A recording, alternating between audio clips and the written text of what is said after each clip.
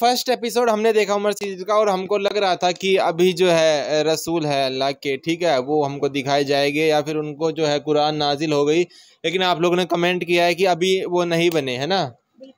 तो देखते हैं अब कैसा क्या होगा। ठीक है, वीडियो स्टार्ट करते हैं। स्टार्ट।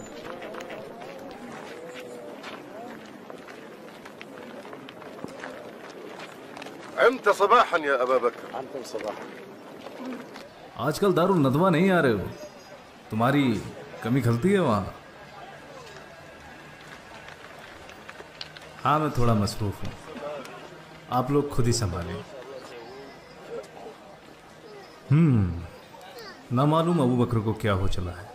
अबू अभी बकर हमारे है वो। मजलिसों में भी नहीं आते और ना ही ज़्यादा लोगों से बात करते हैं। ज़रूर कोई गंभीर मसला है जो हमसे छुपा रहे हैं, वरना ये तो हमेशा आगे रहने वालों में से है। कैसे हो मेरे भांजे उमर? मैं खैरियत से हूँ जब तक मेरे सारे मामा खैरियत से हैं। तो फिर हमारे साथ चलो, या तुम भी कहीं मसरूफ हो? मैं भी, मुझे मेरे लोगों से कोई दूर नहीं रख सकता। चलो चलो।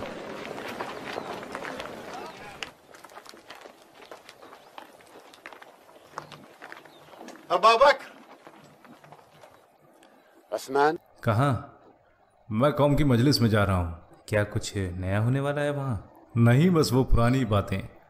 अगर कुछ नया होता तो तुम्हें ज़रूर मालूम होता। क्या कोई बात है जहन में? अगर तुम मुझे बताना बेहतर समझो तो शायद मैं तुम्हारी कोई मदद कर सकूं।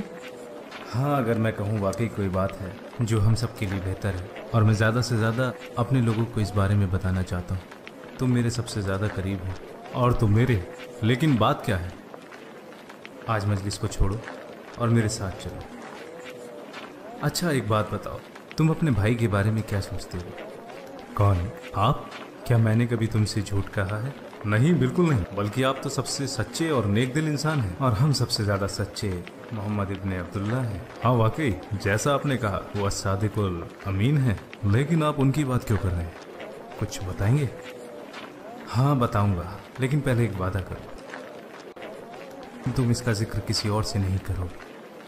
तुमने वाकई मुझे परेशानी में डाल दिया, मैं वादा करता हूँ। लेकिन मुझे अब लगने लगा है ज़रूर कोई गंभीर मसला है।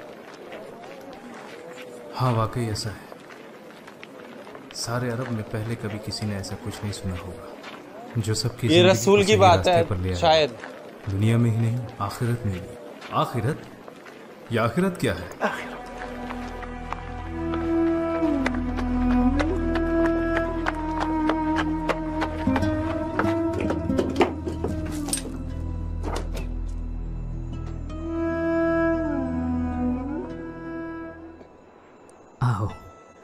आपके चचा के बेटे मोहम्मद कैसे हैं? अपने रब के फजल से वो बिल्कुल ठीक है। कौन रब? पूछ रहे हो कैसे? मैंने आपको आज उनके साथ पहाड़ी रास्ते पर देखा था। वो दिखाएगा नहीं, रोशनी दिखाएगा। आप वहाँ क्या कर रहे थे? मेरी तो कुछ समझ नहीं आया। आप दोनों ने सजदे किए और फिर खड़े हो गए, और ये सजदे वैसे बिल्कुल नहीं थे जैसे हम अपने बुतों को करते हैं। जो आपने हमें करते देखा उसे नमाज कहते हैं वालिद साहब, जिसको अल्लाह ने अपने नबी के जरिए हम पर फर्ज किया है।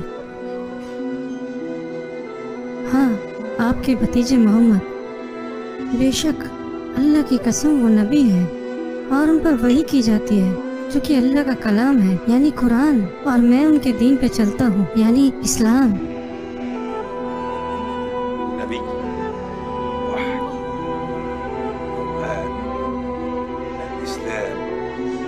आपने बहुत कुछ कह दिया मेरे बेटे। आओ बैठो और मुझे अपने इस दीन के मुतालिक और बताओ इस दीन से मुराद क्या है? कुरान का मतलब क्या है इस दीन से? मुझे कुछ काम है अब्बा जी। तुम हमेशा कुछ ना कुछ काम का बहाना बनाकर चले जाते हो और जब भी मैं पूछता हूँ मुझे कुछ भी नहीं बताते। मैं यहाँ अकेला रह जाता हूँ। ऐसा क्या काम करते हो जिसका मुझे इल्म नहीं? अब तुम कहाँ जा रही हो? मैं तो अबू अल हाकम इब्न हिशाम के घर जा रही हूँ। उनकी बीवी ने मुझे बुलाया है, शायद कुछ काम है। ये कहो कि उनको आपसे अपनी खिदमत करानी है। उनके खुद के भी तो नौकर हैं। उनका नौकर बीमार है और इसके अलावा बनु मखसूम हम पर हक रखते हैं। हाँ, साथी हैं, गुलाम नहीं है, और वो आज भी आपसे गुलाम औरत की तरह ही व्यवहार करते हैं। उन्होंने आपको आज़ाद तो कर दिया, मेरे अब्बा से शादी भी करा दी, लेकिन वो आज भी हमको गुलाम ही समझते हैं। चुप हो जाओ अम्मार, तुम हमें ऐसी परेशानी में न डालो जिसका कोई हल नहीं है। उनके हम पे बहुत एहसान है। जानते हो, जब मैं यमन से यहाँ आया था तो मखजूम कबीला ही था जिसने मुझे आसरा दिया और मेरी हिफाजत की और मुझे अपना साथी बनाया। अब मेरी रूह पर सिर्फ उन्हीं का ही हक है। इस रूह का मालिक उसका बनाने वाला है। क्या कहा इसने? मेरे बेटे, वो आपको हक के रास्ते पर चलने के लिए बुला रहे हैं। आप हमेशा उनके साथ ही रहना, और जब तक अल्लाह की मर्जी ना हो तब तक इस बारे में किसी और से जिक्र भी नहीं करना।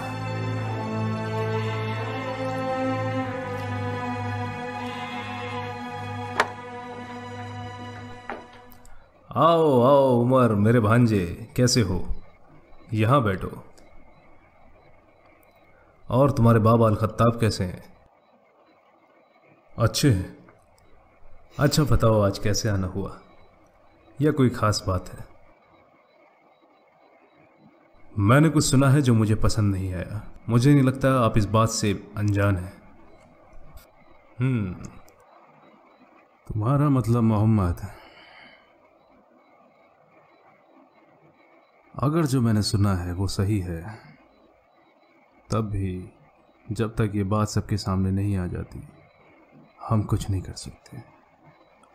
मुझे नहीं पता वो ऐसा क्यों कर रहे हैं। हो सकता है वो हमारे खिलाफ जंग की तैयारी कर रहे हैं। मुझे पूरा यकीन है कि वो चुपचाप अपना दीन फैला रहे हैं और उन लोगों को शामिल कर रहे हैं जिन पर वो विश्वास करते हैं। अगर ऐसी बात थी तो पहले हमसे शुरुआत क्यों नहीं की? हम तो कुरैशी सरदार हैं। एक तरीके से उन्होंने सही किया। हम उनकी बातों में नहीं आने वाले। मुझे लगता है हमें उनको सुनना चाहिए। क्या उसने तुम पर भी कोई जादू कर दिया है? जो भी हमने अपने पूर्वजों से सीखा है वो काफी है। इससे बुरा कुछ भी नहीं कि उन्होंने हमारे पूर्वजों का दीन मिट्टी में मिला दिया। वो दीन जिसने हमें सारे अरब पर बादशाहत बख्शी। अगर वो नबी होने का दावा करते हैं और ये कह रहे हैं कि उस खुदा को जानने के लिए अपने नबी को जानो, तब भी हम ये कैसे मान लें कि बनी हाशिम हमारा सरदार हो सकता है और हम उसके मानने वाले? हद तो तब हो गई जब वो कहता है कि बनी हाशिम को नहीं, उस खुदा को मानो जिसने मुझे नबी बनाकर भेजा है। لا نرضى أن يتقدمنا بنو هاشم قال ما أدعوكم إلى حكم بني هاشم وإنما إلى حكم الله الذي بعثني إليكم وإلى ये الناس शायद अरबी है। देखो ये जैसे बोल रहे हैं, कितना अच्छे तरह से बोल रहे हैं, लेकिन डब मेरे को लग रहा है हिंदी में सही नहीं हुई है ना। हिंदी डब इतनी अच्छी नहीं है। वो अरबी कितनी अच्छी बोल रहे हैं, शायद वो अरबी बोल रहे हैं। हम लोगों में से नहीं हो सुमैया? देखो अब बात करने का तरीका कैसा है। मेरा मतलब, मैं आपकी बात का मकसद नहीं समझ सकी सरदार। ये बड़ी समझदार औरत है, हमेशा सही जवाब देती है। बोलो, घबराओ नहीं। क्या तुम हम लोगों में से नहीं हो? जी बिल्कुल सरदार। बढ़िया, तो बताओ कौन है हम? और आप भी सरदार। तुम्हारी तरह? हाँ, और लोगों के अलग अलग रुतबे होते हैं सरदार। मेरा मतलब, हम आपके मवाली हैं, यानी हुक्म मानने वाले। जैसा मैंने पहले भी कहा था, सुमैया बड़ी होशियार औरत है। हमारे भाई अबू हुदैफा ने इसे आज़ाद करके बहुत अच्छा किया और इसकी शादी यासिर अल हनफी से करा दी। शुक्रिया, मुझे नहीं चाहिए।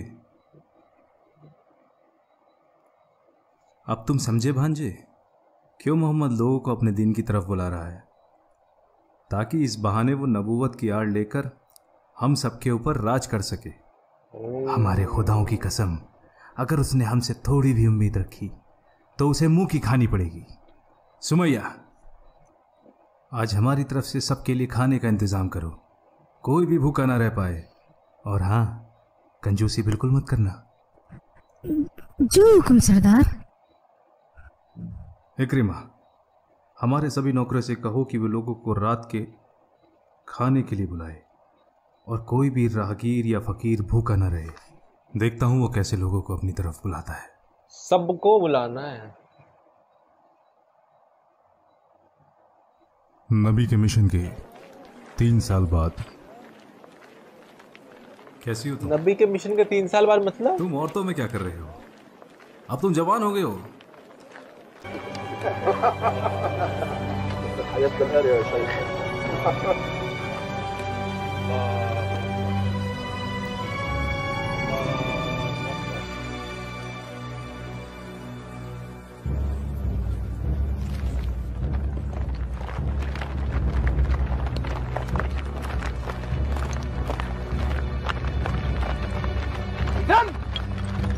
صحت الأخبار. तो खबर पक्की है।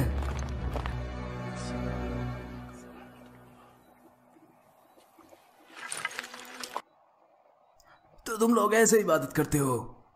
हमें पता चला था कि मोहम्मद ने हमारा दीन नमाज छोड़कर पढ़ रहे खुद थे। का दीन अपना लिया है। जो मैंने अपने कानों से सुना था आज अपने सामने देख रहा हूं।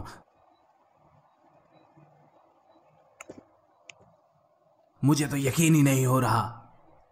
तुम्हारी तो गिनती भी बढ़ती जा रही है और मैं आज तक गफलत में था कि ये पूरा मजाक है। देखो अबू सुफियान, मेरी बात सुनो। हमारा इरादा तुम्हें दुखी करने का नहीं था। हम तो बस यहाँ खुदा की इबादत कर रहे थे और तुमने हमें ढूंढ लिया। हम तो बस वही कर रहे हैं जो हमारे रसूल अल्लाह ने हमसे कहा है।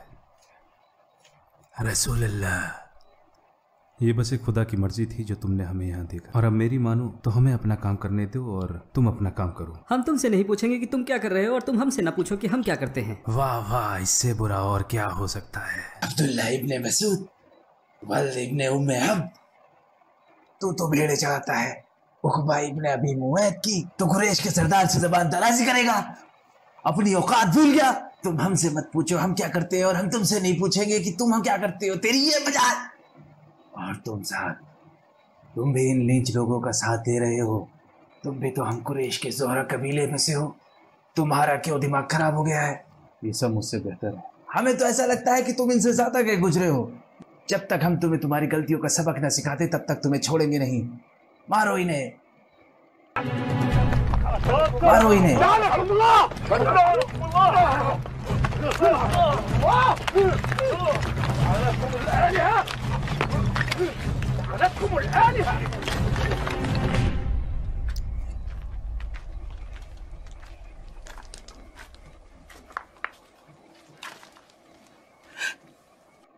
ये क्या हो गया? मुझे कुछ नहीं हुआ अम्मी, तुम्हें बताना पड़ेगा। आज हमने उन्हें उन्हीं के तरीके से सबक सिखा दिया। आज के बाद वो कभी हमसे नहीं बोलेंगे। तुम किसकी बात कर रहे हो? अबू सुफियान और उसके साथी। क्या कहा? अबू सुफियान और उसके साथी? अबू सुफियान और उसके साथी? ये तुमने क्या कर दिया बेटे? तुमसे किसने कहा था कुरैशियों से झगड़ा मोल लेने के लिए? क्या तुम्हारा दिमाग खराब हो गया था? क्या तुम भूल गए हो कौन लोग हैं? जानता हूँ, हम कुरैशी कबीले से नहीं हैं, बल्कि अंस कबीले से हैं और मखजूम कबीला हमारा साथी है। और मेरी माँ गुलाम औरत थी अबू हुदैफा की, कुछ भी नहीं भूला। और अगर मैं कुछ भूलने की भी कोशिश करता हूँ ना तो ये कुरैशी मुझे सब याद दिला देते। फिर भी तुम्हारी हिम्मत कैसे हुई? बैठ जाइए, बैठ जाइए। और अम्मी आप भी बैठ जाइए।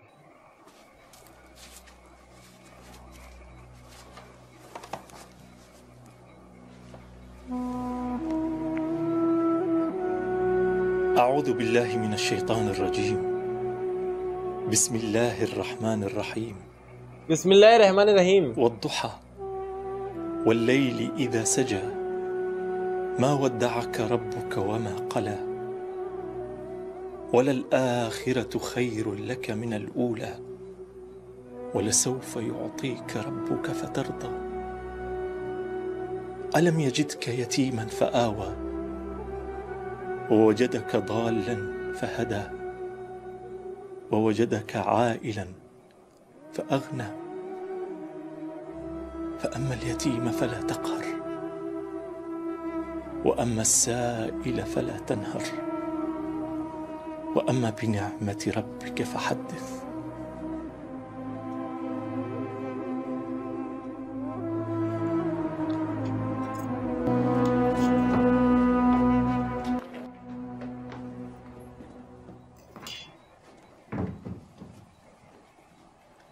ये मैं क्या सुन रहा हूँ अबू सुफियान? क्या ये सच है कि? जी हाँ, वो बिल्कुल सच है। तो जब तुमने उन्हें पहाड़ी पर देखा तो करने देते जो वो कर रहे थे। तो आप क्या सब कुछ जानते हुए भी शुतुरमुर्ग की तरह मुंह छुपा कर बैठे रहेंगे अब्बा जी? आग को हवा मत दो हिंद। ठीक है, तो आप जानते हैं ये एक आग है जो एक चिंगारे से भड़की है, और अगर इसे हमने अभी नहीं बुझाया तो ये हमारे घरों को भी जला डालेगी। वो हमारे रिश्तेदार हैं हिंद, क्या हम अपने ही पैरों पर कुल्हाड़ी मारेंगे? अगर उंगली में कोई जख्म हो जाए और उसे खुला छोड़ दिया जाए, समझदारी इसी में है कि उस उंगली को काट दिया जाए ताकि अपने आप को बचाया जा सके। अगर कोई निजी तौर पर अपना कुछ फैसला लेता है तो उससे हमें क्या लेना देना? मोहम्मद, अगर ये उनकी खुद की मर्जी थी तो वो किसी पहाड़ पे जाते और वहाँ अकेले बैठ के इबादत करते, हमें कोई दिक्कत नहीं थी। लेकिन वो तो अपने दीन को आम करने में लगे हुए हैं। अब लोग भी उनसे जुड़ने लगे हैं। कुछ को तो हम जानते हैं और कुछ को हम नहीं जानते। जितनों को मैं जानता हूँ उसमें है अबू बकर, उस्मान इब्न अफ़्फ़ान, उस्मान इब्न मज़ऊन, व सअद इब्न अबी वक़्क़ास, व अब्दुर्रहमान इब्न औफ, और बहुत सारे नीचे दर्जे के लोग। जो भी उनके साथ जुड़ रहा है वो हमारे साथ गद्दारी कर रहा है, और लोग जितना उनसे जुड़ेंगे वो हमारे खिलाफ होते जाएंगे। जितना लोग उनसे जुड़ेंगे उनकी ताकत उतनी ही बढ़ती जाएगी। लोग हमें मानते हैं क्योंकि हम अब्द शम्स कबीले वाले उन हाशिम कबीले वालों से लड़के की आवाज थोड़ी आवाज दबा के बोली हुई है। मगर अब अबू तालिब का गोद लिया हुआ बेटा अगर ये नबूवत का ऐलान करेगा तो हम लोग उनसे काफी पीछे रह जाएंगे, तो उनकी ताकत कई गुना बढ़ जाएगी। लेकिन वो तो कभी अपने आप को अब्द शम्स कबीले से झगड़ा बंद करो। हम मोहम्मद के बारे में झगड़ा कर रहे हैं, जबकि अभी तक उन्होंने हमारे साथ अपने उस दीन के बारे में बात भी नहीं की। अभी हम में से चंद ही लोग उनकी पैरवी करते हैं। मेरी नजर में अभी हमें उनसे बात करने में पहल नहीं करनी चाहिए। हालांकि उनका ताल्लुक बनु हाशिम कबीले से है, लेकिन हम दोनों कबीले ही अब्दुल मनाफ की औलादे हैं। तो आपका कहना है कि आप मोहम्मद को ऐसे ही जाने देंगे जब तक कि वो हमारे लिए एक बड़ा खतरा ना बन जाए? हाँ, जब तक तो नहीं, जब तक वो हमारे लिए खतरा ना बन जाए। और अगर ऐसा होता है तो ऐसी सूरत में सारे कुरैशी कबीले मिलकर उनके ऊपर टूट पड़ेंगे। ऐसी सूरत में हम बनु हाशिम कबीले वालों से पूछेंगे या तो वो मोहम्मद को हमारे हवाले कर दें, फिर हम जो चाहें उनका वो करें, या फिर वो उनकी हिफाजत के लिए सामने आए। और अगर वो दूसरा रास्ता अख्तियार करते हैं तो सारे कुरैशी कबीले उन्हें छोड़कर हमारे साथ हो लेंगे।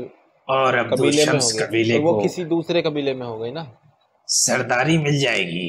सब्र से काम लो। लोगों के समझ में नहीं आ रही ऐलान हमारे लिए या तो बहुत घाटे का सौदा होगा या बहुत फायदे का। देखना यह है कि हम कैसे तदबीर करते हैं। मेरा कहना तो यह है कि मेरी बात को ध्यान से सुनो और उस पर अमल करो।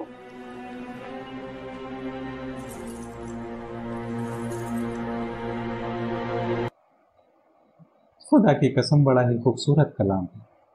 ये किसी इंसान का कलाम नहीं हो सकता। ऐसा लग रहा है जैसे मेरी आंखों पर पट्टियां बंधी थी और अब मैं सब कुछ देख सकता हूँ। हम सब एक खुदा की मखलूकात हैं। एक खुदा जिसने हम सबको एक जोड़े से पैदा किया है। वो एक खुदा जो हमें बराबरी का हक देता है, तख्लीक, हुकूक और फ़राइज़ में भी। दौलत और बराबरी कोई फ़ख्र करने की चीज़ नहीं।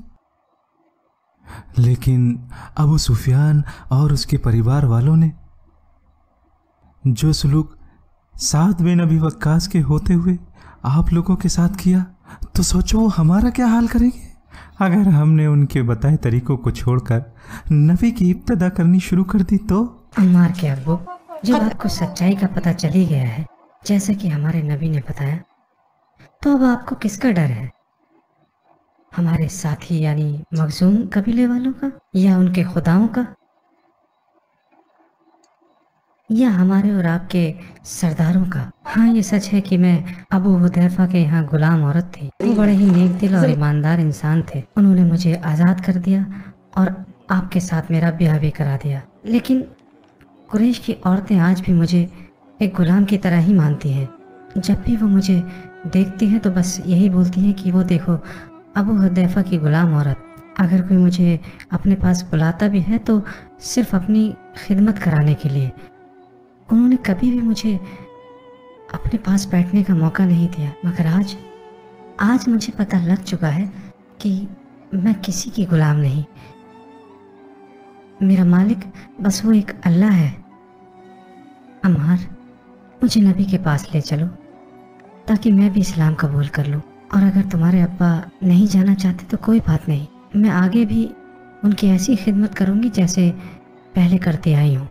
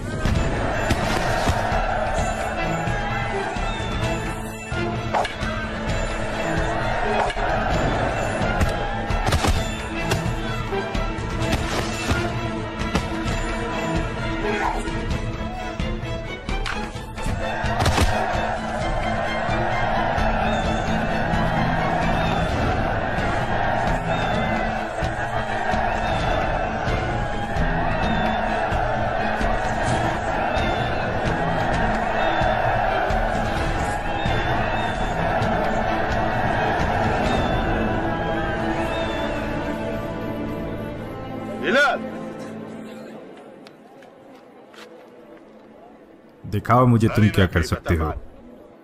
लेकिन मैं तो लड़ना ही नहीं चाहता। तेरे चाहने या न चाहने से क्या होता है, तू वो करेगा जो मैं चाहता हूँ। जा गुलाम, लड़के दिखा।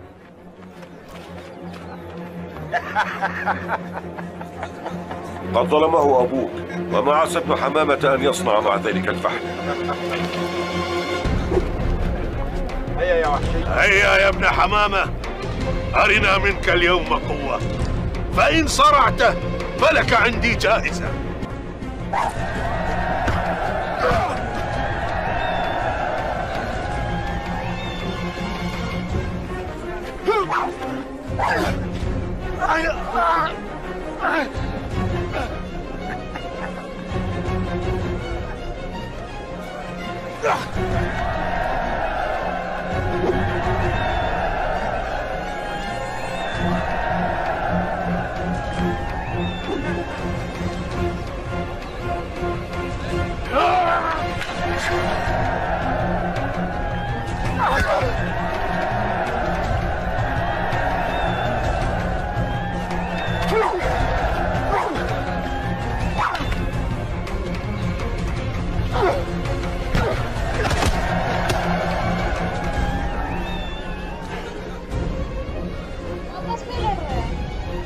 ये कुश्ती टाइप है, खेल है ये। लड़ रहे हैं लोग, पैसे लगा रहे हैं।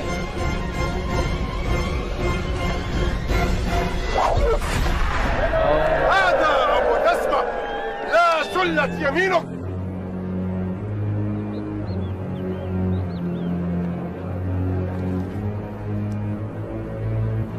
दोनों ही गुलाम हैं, जब मतलब अपने अपने मालिक के लिए तरफ से लड़ रहे हैं।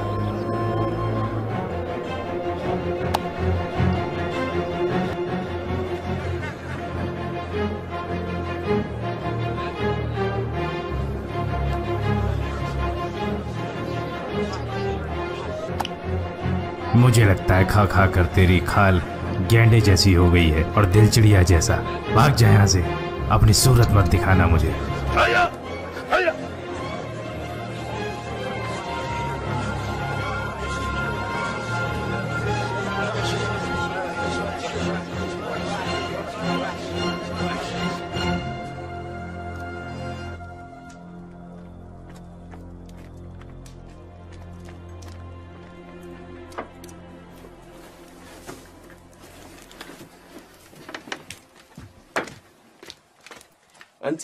तुम आज बहुत अच्छे लड़े। नहीं, मुझे आते हुए किसी ने नहीं देखा।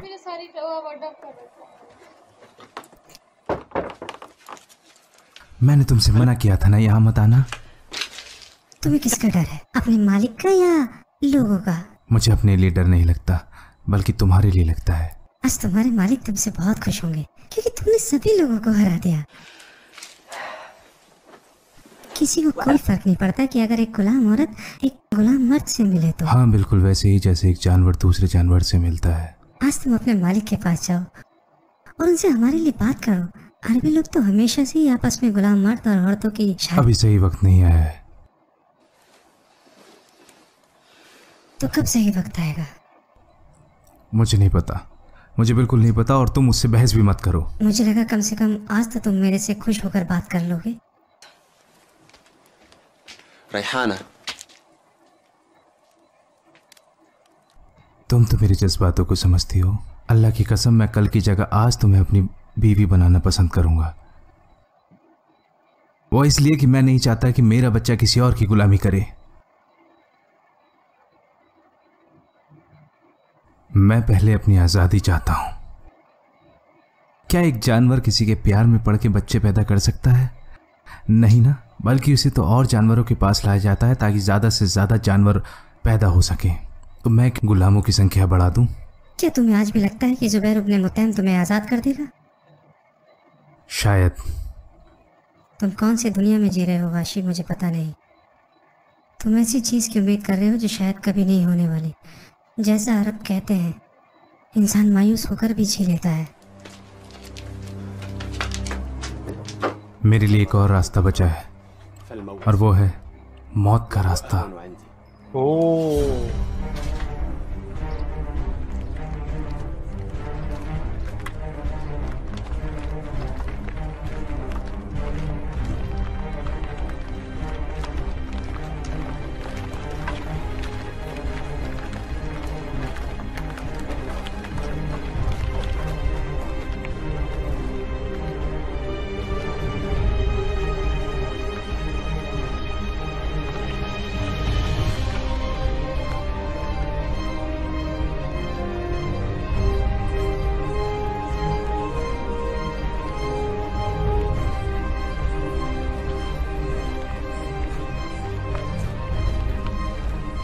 बिस्मिल्लाहिर्रहमानिर्रहीम वअन्ज़िर अशीरतकल अक़रबीन वख़्फ़िद जनाहक लिमन इत्तबअक मिनल मुअमिनीन। सदक़ल्लाहुल अज़ीम। जल्दी चलो, मोहम्मद ने अपने लोगों को बुलाया है ताकि वो अपनी बातों को आम कर सके। जिस काम की आज तक सिर्फ हम खबरें सुना करते थे, वो आज एक हकीकत अख्तियार करने जा रही है। एक ऐसी हकीकत जो महज आम खबर हरगिज नहीं है। याद कर रहे हैं, मैं पहले एक ऐसी कहता था। हकीकत जो महज आम खबर हरगिज नहीं है। या बनी हाशिम, आप सब ने मेरे भतीजे यानी मोहम्मद को तो सुना है, जिनके बारे में आप सब गवाह हैं कि वो सादिकुल अमीन हैं।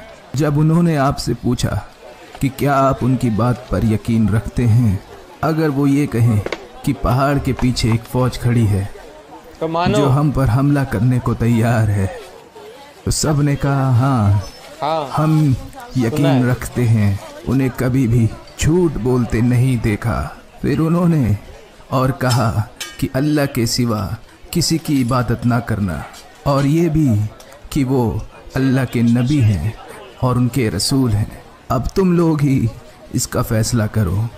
ऐसे मैंने आज इसलिए आप लोगों को इकट्ठा नहीं किया।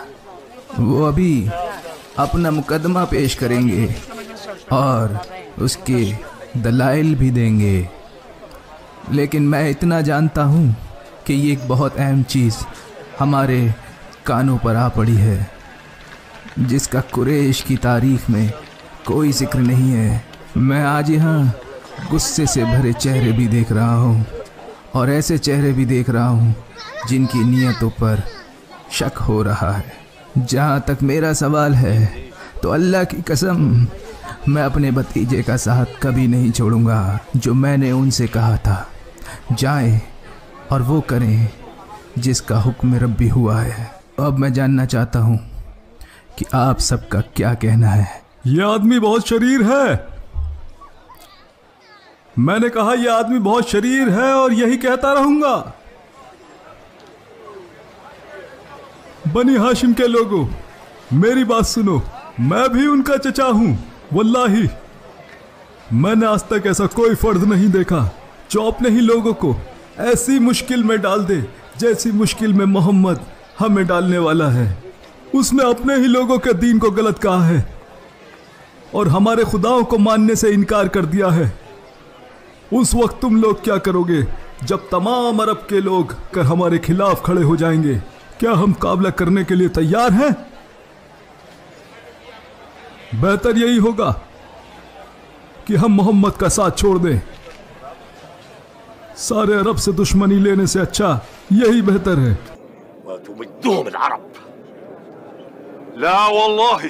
नहीं, अल्लाह की कसम, हम तब तक उनकी हिफाजत करते रहेंगे जब तक हम जिंदा हैं। ये लोगों, आपने मुझे भी सुना और इसको भी, अब आप ही फैसला करें। आप हमारे सरदार और सबसे बड़े हैं अबू तालिब, हम सब आपकी राय से इत्तेफाक करते हैं। हाँ, हम सब आपके साथ हैं। अल्लाह की कसम, हम उनकी हिफाजत में आपके साथ हैं। तो ठीक है, अब आप लोग जा सकते हैं।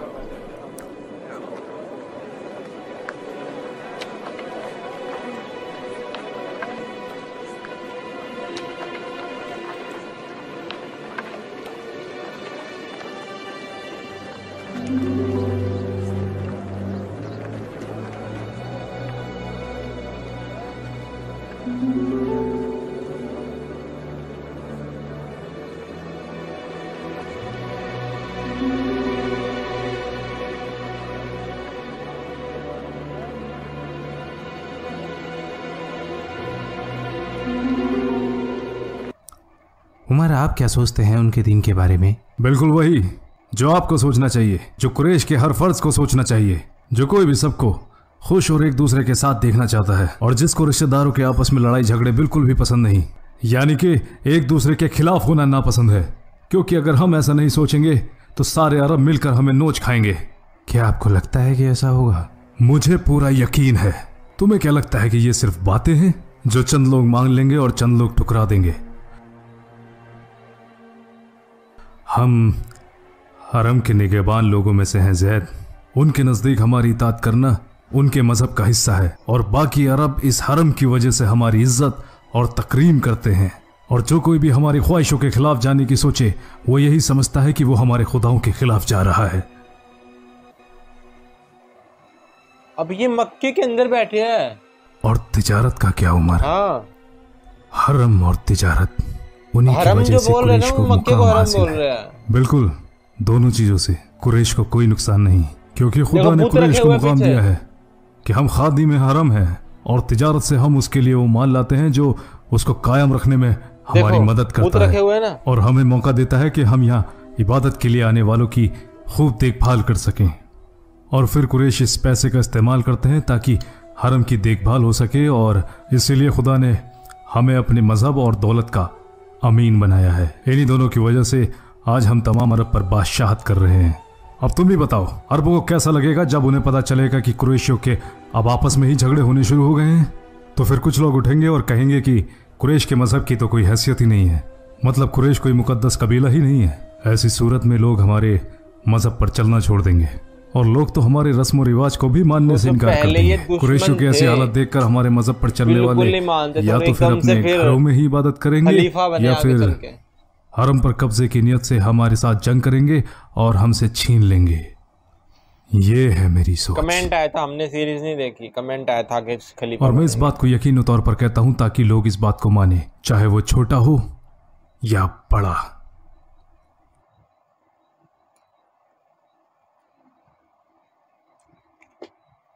क्या बात है, वहां कुरैश के बड़े लोग मजलिस कर रहे हैं। आओ मेरे साथ चलो। दारुल नदवा में इस बात पर बात करने के लिए सारे लोग इकट्ठा हुए हैं। अभी जैसा आपने कहा, कुरैश के बड़े, मेरा वहां क्या काम? ये आप क्या कह रहे हैं? जानते हो ना कि वो किस लिए मिल रहे हैं? ताकि मोहम्मद और उनके दीन के बारे में बात कर सकें। वहाँ कुरैश के हर बड़े कबीले से लोग शामिल हो रहे हैं। क्या ये ठीक होगा कि बनु आदि भी शामिल ना हो? बनु आदि की तरफ से आप जा तो रहे हैं, लेकिन आप मुझसे बड़े हैं। लेकिन कुरैश भी जानते हैं और मैं भी कि आप मुझसे बेहतर साबित कदम, फासी, बहादुर और मोहतरम है। बस करें, बस मैं इन बातों में नहीं आने वाला। मैं बस ये चाहता हूं कि आप नहीं, रब्बे काबा की कसम मैं सच ही कह रहा हूं इसमें बुराई क्या है कि मेरी जगह मेरा भाई मजलिस में जाए, और हमारे अब्बा अल-खत्ताब ने भी तो अपनी जगह मजलिस का नुमाइंदा आप ही को चुना है। बनु आदि कबीला इस बात की तस्लीम करते हैं और आपकी फैसलों की इज्जत करते हैं, और इस बात से कुरैश भी तो खुश हैं। लेकिन मैं खुश नहीं हूँ। समझे तुम, जिसका काम उसी को साझे। और अगर आप इस मजलिस में जा रहे हैं तो ये काफ़ी होगा कि अल-खत्ताब ख़ानदान का एक बंदा इसमें हिस्सा ले, ताकि मजलिस में अच्छा हो या बुरा, उसकी जिम्मेदारी सिर्फ एक ही के कंधों पर आए। शर्मा परिवार, कुरैश कबीला होगा, जैसे बिरादरी होगी, जाट बिरादरी होगी, गुज्जर बिरादरी होगी, ऐसे कुरैश कबीला होगा, बनु हाशिम कुरैश कबीला होगा।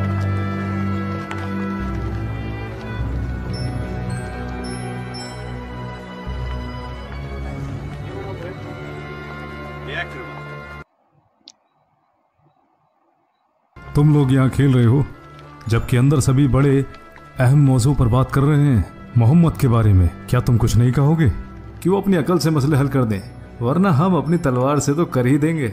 उमर भी अब बड़ों की मजलिस में बैठने लगे हैं, हालांकि मुझसे छोटे हैं। उनके वालिद अल-खत्ताब ने उनके लिए जगह खाली की और बनु आदिम ने इसको मान लिया। गुस्से के थोड़े तेज हैं, लेकिन इस इज्जत के हकदार हैं। वैसे मैं और उमर रिश्तेदार भी हैं, इसलिए जरा देख के बात करना। खालिद ने ठीक ही कहा। तुमसे किसने कहा कि मैं उमर के बारे में कुछ बुरा बोलने वाला था? तुम्हारी आंखों में नजर आ रहा है, और मैं तुम्हें अच्छी तरीके से जानता हूँ।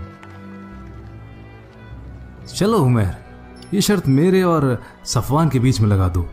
2 ऊंट की शर्त रही। 2 ऊंट, एक काफी नहीं है क्या? भाई अगर तुम जीत गए तो मजा भी तो दोगुना हो जाएगा, और अगर हार गया तो दुख भी तो दोगुना होगा। अच्छा, तो अब सहरा के सबसे अमीर शख्स सफवान को गरीबी की फिक्र होने लगी, जबकि जनाब एक ऊंट ज़िबा करवाते हैं। वो ऊंट तो सही काम में इस्तेमाल होता है। क्या कहा? तुम लोगों को खिलाते हो ताकि लोग तुम्हें लक़ब दें।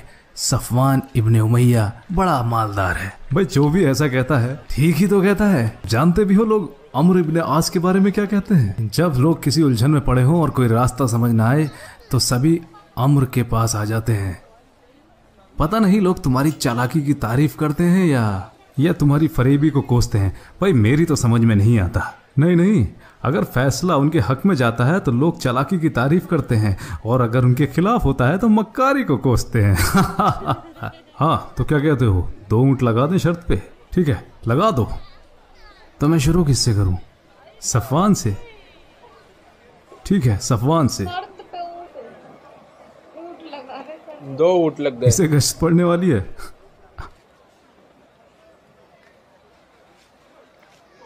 अफसोस मेरे भाई, अब तुम भी मेरे साथ ऐसा सलूक करोगे?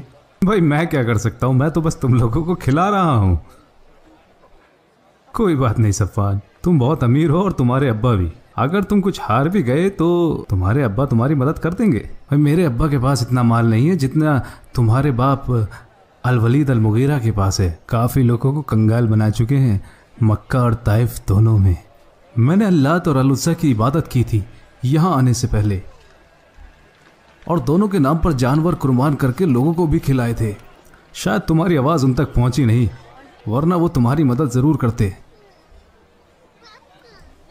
या फिर हो सकता है तुमने सेहतमंद ऊँटनी कुर्बान ना की हो। अम्र, तुम खेलना चाहोगे? ये सफवान अल्लाह और अल-उज़्ज़ा की इबादत करके यहाँ आया, जो कि उनके लिए पैसे और जानवर भी कुर्बान करता है, और फिर भी हार गया। तो फिर सोचो अल्लाह और उज़्ज़ा मेरे क्या हश्र करेंगे, जिसको उनके पास से गुजरे भी महीना हो गया और आज तक बस एक कमज़ोर सी बकरी उनके नाम पर कुर्बान की है। तुम्हें क्या हो गया अबू जंदल?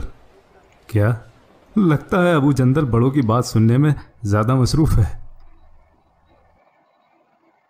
जब सिर्फ उन्होंने एक खुदा को मानने की बात की और हमारे खुदा और बुतों को मानने से इनकार कर दिया, तो फिर ये कैसे कह दें कि उन्होंने हमारे खिलाफ कुछ भी नहीं कहा? हमें क्या फ़र्क पड़ता है अगर हम अपने खुदाओं की वैसे ही हिफाजत करते रहें जैसे हम करते रहें, या फिर तुम मोहम्मद से डरकर अपने खुदा का दीन छोड़ दोगे? अबू अल-वलीद, ऐसे मामलात में हर किसी की सोच एक जैसी नहीं होती। देखो कुछ लोग अब हमारे दरमियान इस मजलिस में भी नहीं हैं। कहाँ है अबू बकर, कहाँ है उस्मान, कहाँ है अबू उबैदा? हमें सिर्फ उन लोगों का पता है जो हमारे बीच से गायब हैं, या वो लोग जो ये मानते हैं कि दीन मोहम्मद कबूल करके लोगों पर जाहिर कर। तो सबसे पहले मैं बता दूं कि हमने जो यूसुफ अलैहिस्सलाम सीरीज देखी थी उसकी डबिंग कितनी प्यारी डबिंग है, कितनी अच्छी डबिंग है, लेकिन ये मेरे को नहीं लग रहा ये ओरिजिनल डबिंग नहीं है। ठीक है, मेरे को जितना लगता है ना उर्दू में जो डबिंग हुई है वो अलग है। ठीक है, ये जो डबिंग की गई है ना ये किसी ऐसे वैसे चैनल ने यूट्यूब के लिए ताकि कॉपीराइट ना आए, क्योंकि जब कोई किरदार जब बातें करता है ना तब जो है म्यूजिक नहीं बज रहा होता, क्योंकि म्यूजिक बंद करके और अपनी आवाज डाली हुई है ना, इसलिए हमको लग रहा है कि कितनी बेकार डबिंग की गई है। ये किसी ने अपने से ही की हुई है यूट्यूब पे डालने के लिए, है ना। तो डबिंग को साइड करके, क्योंकि डबिंग तो बहुत दिमाग खराब कर रही है अभी, है ना। तो जो दिखाया जा रहा है उस पर थोड़ा फोकस करते हैं। तो लोग अभी क्योंकि नया नया दीन आ रहा है तो लोग जो है बहुत वो हो रहे हैं कि ये है भी नबी है भी के नहीं, नबी नहीं पैगंबर है भी के नहीं, बहुत सारी चीजें चल रही है क्योंकि लड़ाइयाँ हो रही है, क्योंकि उनको बिलीव नहीं हो रहा ना कि उस कबीले में कैसे हो सकता है, ये कहीं और सोच रहे थे होने की, है ना। तो अभी बहुत मतलब वो चल रही है, और उनके जो चाचा है उन्होंने हिफाजत की हुई है अभी, है ना। देखते अब आगे क्या होता है। अभी स्टार्टिंग में तो हम इतना नहीं बोल सकते किसी भी चीज के बारे में, लेकिन मैं ये बोलना चाहता हूँ कि ये लिखा हुआ है उमर सीरीज है, तो थोड़ा हजरत जो उमर है उनके बारे में भी थोड़ा बताना चाहिए कि उन्होंने जब पैसे लेके बिजनेस के लिए पैसे लिए थे अपने भाई से, वो तो पता ही नहीं चला कि उस पैसों से क्या किया, क्या बिजनेस किया, डूब गए, क्या हुए, कुछ भी नहीं पता चला, है ना। तो आगे देखते कैसे सीरीज क्या चलता है। ठीक, आगे देखते हैं। तो तब तक लाइक करें, सब्सक्राइब करो, वीडियो को लाइक करो यार, व्यू नहीं आ रहे बिल्कुल भी। ठीक है, व्यू नहीं आएंगे तो हम अकेले अकेले देख लेंगे, हम नहीं देखेंगे फिर यूट्यूब पे। ठीक है, क्योंकि बैठ के देखने से अच्छा टीवी पे लगा के हम दोनों देख लेंगे, है ना। हाँ, एक साथ देख लेंगे हम। देखो इतना टाइम दे के है हम एक एक करके हम 24 घंटे का फिर वेट करते हैं अगली बार देखने का, है ना। और उस पे अगर व्यू नहीं आएंगे, 1-2 हज़ार लोग देखेंगे तो मजा नहीं आएगा ना। तो आप लोग लाइक करो ताकि ये वीडियो आगे तक जाए, नहीं तो हम आराम से बैठ के टीवी पे लगा के देख सकते हैं, है ना। और एक साथ सारे पूरे 30 एपिसोड है, तीन दिन में हम सारे देख सकते हैं, लेकिन हम 1 महीने तक इंतजार करेंगे। तो आप भी थोड़ा लाइक कर दे, हम वेट कर रहे हैं, कर दे, ऊपर जाके वीडियो को लाइक कर दे, और सब्सक्राइब नहीं कर सब्सक्राइब कर दे। ऐसे क्यों किया? हाथ रख रही थी मैं ऐसे। अच्छा, तो सब्सक्राइब कर दे। ठीक है, मिलते हैं नेक्स्ट वीडियो में, तब तक लाइक करें, सब्सक्राइब, बाय बाय।